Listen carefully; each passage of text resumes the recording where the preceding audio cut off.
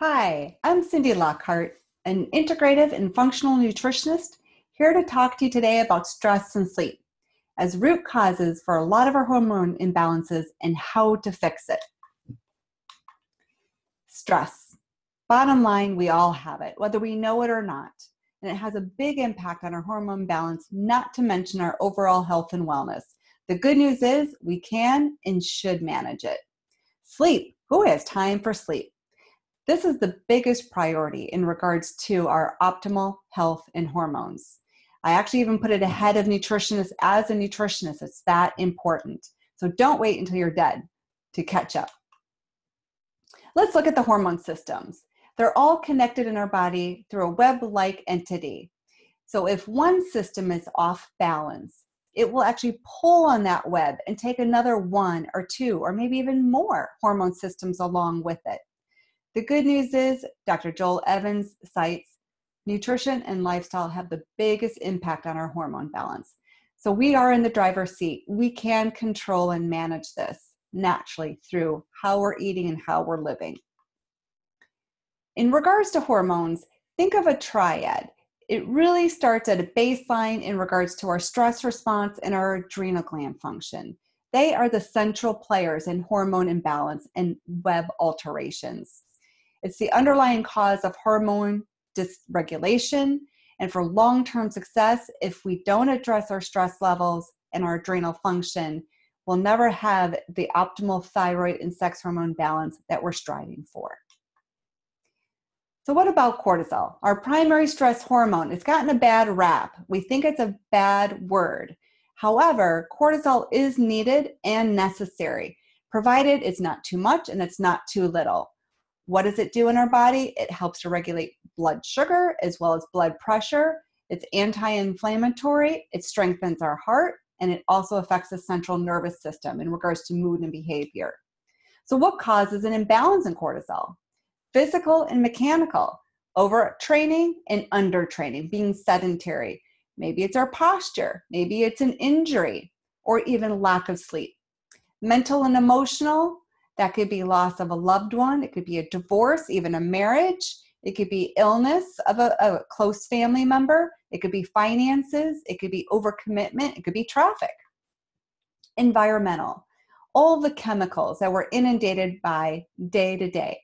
Also medications, alcohol, tobacco, also too much ultraviolet rays, so too much sunshine. Could be EMF. Electromagnetic frequencies from all of the technology that we're exposed to. Nutritional, too much sugar, too much processed fat, too much alcohol, not enough colorful plant nutrients, high quality proteins and healthy fats. Also, what's food is medicine for one person could be food is poison for another. So know your personal sensitivities and intolerances.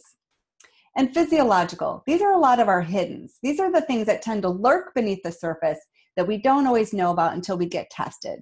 So this could be bacteria or viruses, parasites, infections. 75 to 90% of medical visits have been shown to be related to stress. So stress is a big deal. Let's talk about the fight or flight response to stress. In ancestry, we actually had to rise to the occasion.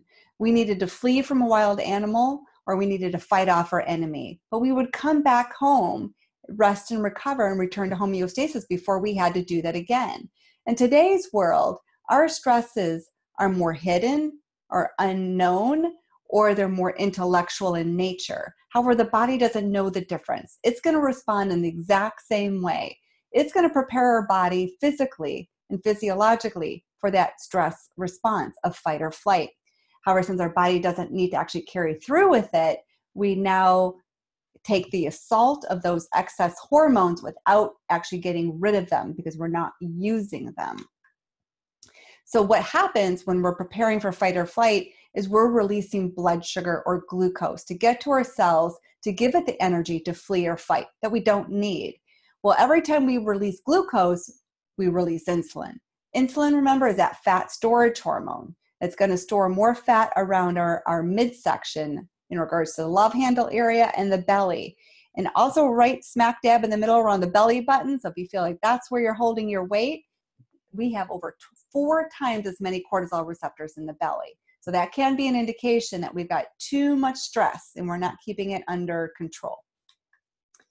So let's talk about the thyroid. So remember when we talked about that kind of the hormone triad, it starts with the adrenals, then the thyroid, then the sex hormones.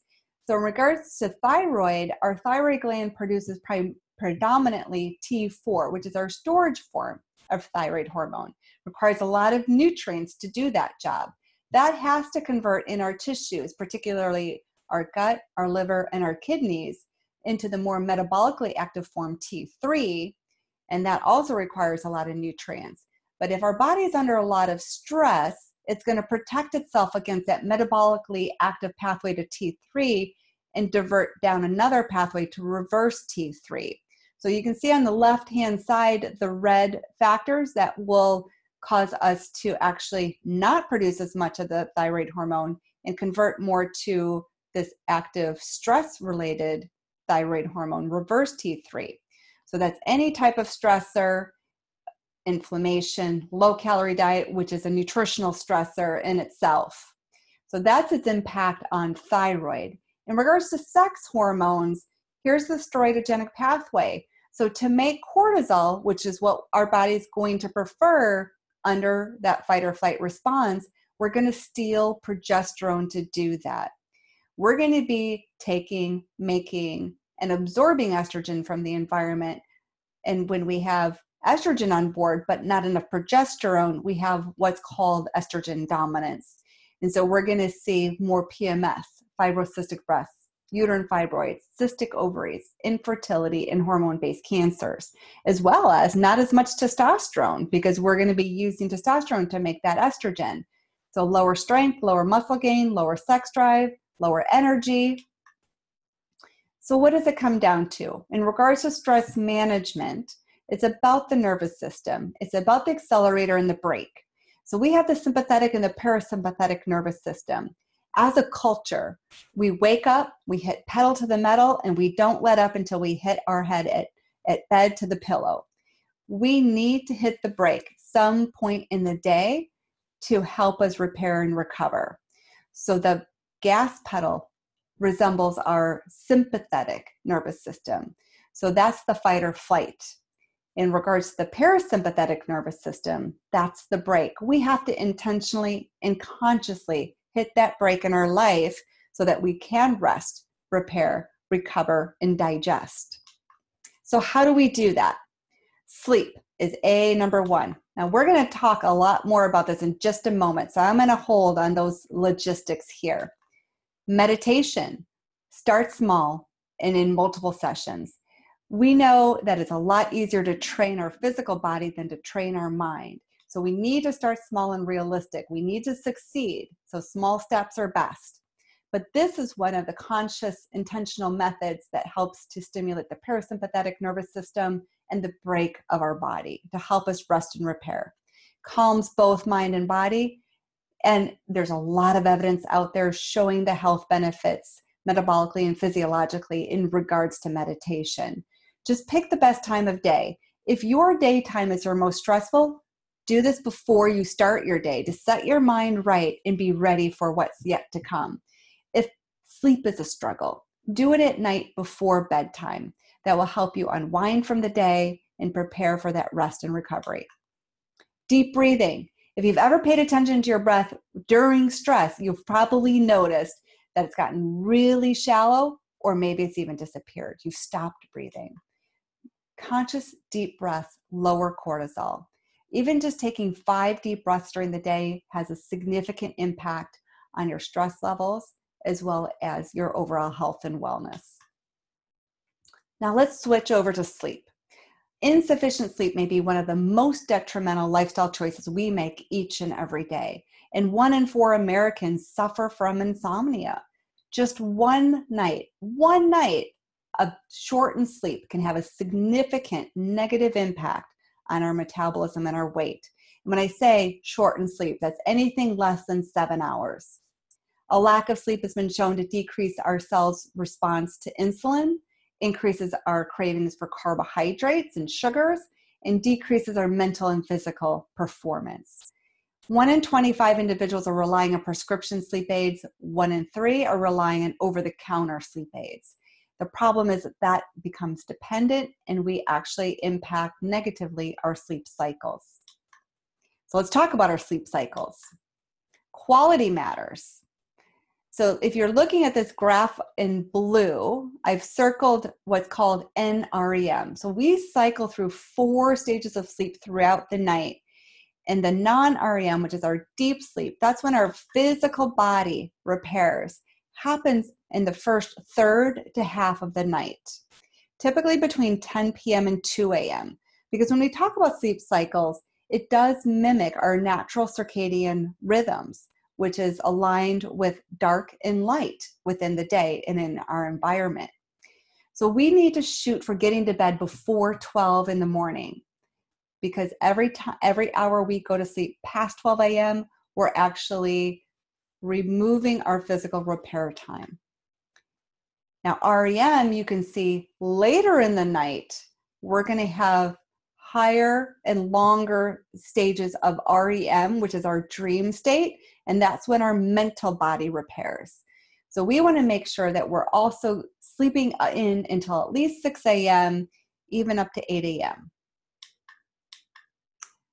So how do we improve it? Good rule of thumb is just schedule it into your day. Make this a priority. No less than 7 hours, 9 hours, especially if you're under more stress in your lifestyle. Sleep window, 10 to 8. So somewhere in between there for that 7 to 9 hours, that's going to be the most aligned with our circadian rhythms and when we're best going to repair physically and mentally. Tech-free zone. We've got a lot of technology that we're exposed to. That is one of our stressors, the EMFs. Take 1 to 2 hours before sleep to just remove all technology. And in our culture today, it's everywhere. But part of the reason is the light that's in these devices will stimulate the cortisol response. When we stimulate cortisol, we dampen melatonin, which is our sleep hormone. That helps us fall asleep and stay asleep. Plus, a lot of the technology that we're doing is work-related, or maybe it's something that's on the social media that's disturbing. So we certainly don't want to disrupt how our mind is feeling before we go to sleep. And then think of your environment.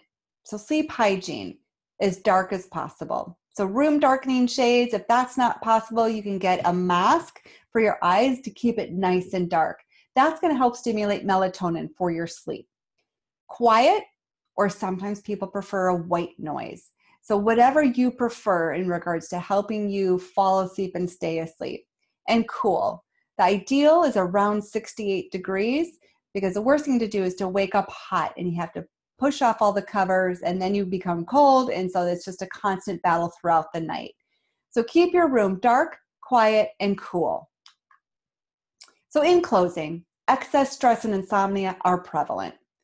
Hormonal imbalance is the result.